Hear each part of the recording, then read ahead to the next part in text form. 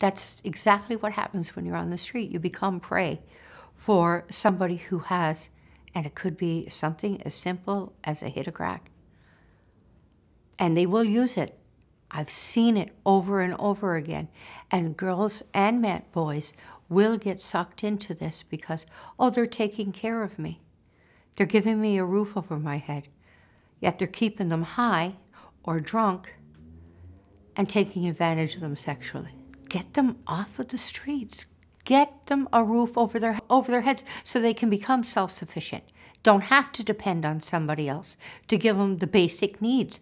People need a safe place to go before you can look at any of the issues, whether it be their abuse through sexual abuse, mental abuse, drug addiction, alcohol addiction. Before you can address any of that, they need a roof over their head.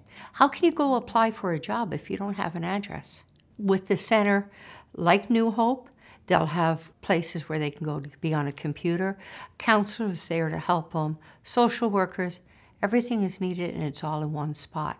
Instead of putting it, okay, you have to go down to the Waterford Center, okay, now you have to go over to Eastern Health, and if you got to be running around all over the city, number one, they don't have the money to be doing it, and number two, they're less likely to do it.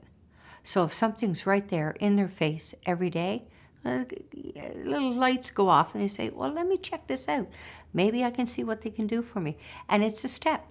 As you go up the ladder, they're all right there, and more people will use it, and less people will be on the streets. I'm sure of it. I can see what the women that are in jail, what they're going through, and the number one thing is not having an address to go to when they come out.